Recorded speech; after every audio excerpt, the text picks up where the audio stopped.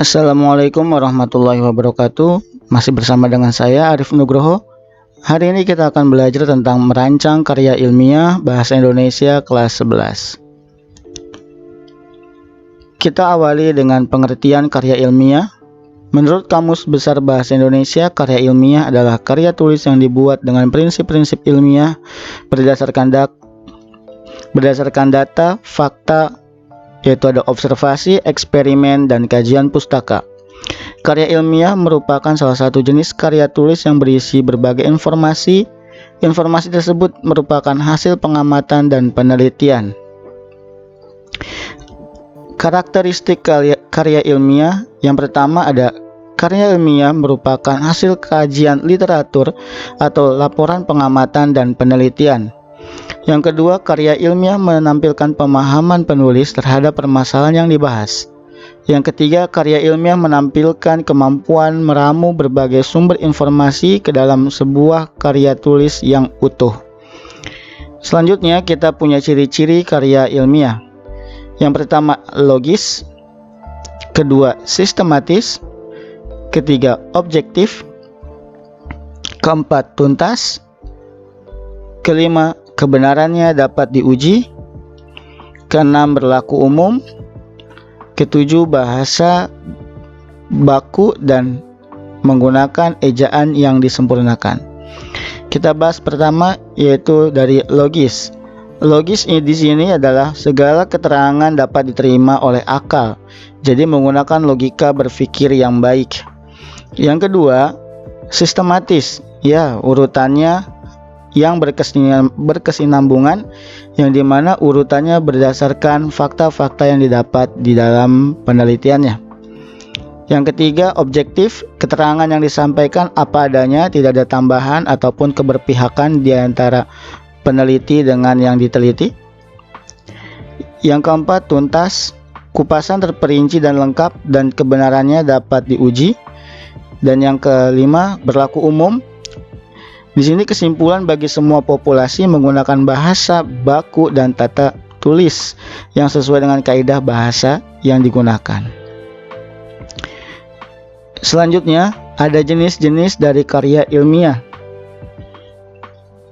Yang pertama ada makalah. Makalah merupakan karya ilmiah yang menyajikan sebuah permasalahan dengan penyelesaian mengandalkan berbagai macam data yang ada di lapangan. Karya ilmiah ini bersifat empiris dan juga objektif. Dalam penyajiannya, makalah yang dipresentasikan dalam sebuah kegiatan seminar. Selanjutnya ada artikel. Artikel dalam konteks jurnalistik, pengertian karya ilmiah. Artikel merupakan karya tulis yang memuat pendapat subjektif penulisnya mengenai sebuah peristiwa atau masalah tertentu. Jika dipandang dari sudut pandang ilmiah, artikel merupakan sebuah karya tulis yang sengaja dirancang untuk dimuat dalam jurnal dan dibuat dengan memperhatikan kaidah penulisan ilmiah serta mengikuti pedoman ilmiah yang berlaku. Selanjutnya ada skripsi. Skripsi merupakan karya ilmiah yang dibuat oleh mahasiswa untuk mendapatkan gelar sarjana S1. Skripsi memuat tulisan berisi pendapat penulis dengan mengacu atau berdasarkan pada teori yang telah diterbitkan sebelumnya. Kemudian ada tesis. Tesis adalah karya tulis ilmiah mahasiswa untuk menyelesaikan program studi S2 atau pasca sarjana.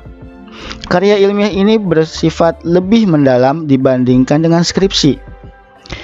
Tesis mengungkapkan pengetahuan yang baru yang didapat dari penelitian. Penelitian ini dilakukan oleh individu yang bersangkutan. Selanjutnya ada disertasi. Disertasi diperuntukkan bagi mahasiswa program S3 atau meraih gelar doktor. Disertasi merupakan mengumpulkan analisis yang dapat dibuktikan oleh penulis berdasarkan data dan fakta yang valid disertai analisis yang terperinci.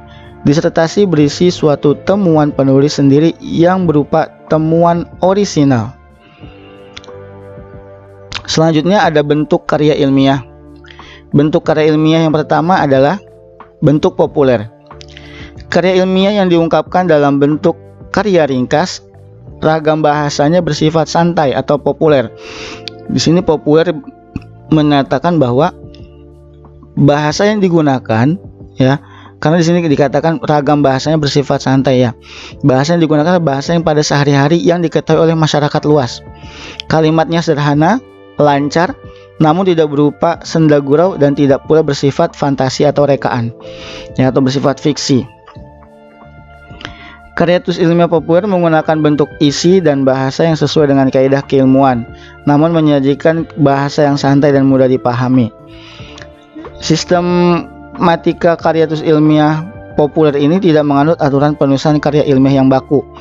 Penulis bebas menggunakan bentuk penyajian, tetapi pada umumnya bentuk penyajiannya sederhana dan singkat.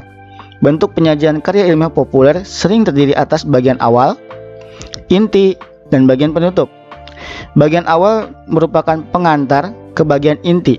Bagian inti merupakan sajian gagasan pokok, ya, gagasan pokok yang ingin disampaikan. Sementara bagian penutup berfungsi menutup karya ilmiah. Bagian penutup dapat berupa simpulan atau kritik dan saran. Selanjutnya ada bentuk semi formal. Karya ilmiah yang digunakan dalam berbagai jenis laporan biasa dan makalah karya ilmiah. Secara garis besarnya nih, bentuk karya ilmiah semi formal ada 7 unsur-unsur sistematikanya. Yang pertama ada halaman judul, yang kedua kata pengantar, yang ketiga daftar isi, yang keempat pendahuluan, yang kelima pembahasan, yang keenam kesimpulan, dan yang ketujuh ada daftar pustaka. Selanjutnya ada bentuk formal, ya, karya ilmiah yang disusun dengan memenuhi unsur-unsur kelengkapan akademis secara lengkap seperti dalam skripsi, tesis, atau disertasi. Di sini lebih lengkap unsur-unsur akademisnya atau bentuk sistematika penulisannya nanti akan kita bahas lebih jauh karena ini lebih banyak daripada bentuk semi formal, ya. Selanjutnya, untuk lebih jauhnya nanti kita akan bahas lebih jauh hal-hal yang akan kita pelajari dari sistematikanya di pertemuan berikutnya. Untuk mengakhiri, saya ucapkan assalamualaikum warahmatullahi wabarakatuh. Terima kasih, jangan lupa like, komen, dan subscribe. Kurang lebih mohon maaf.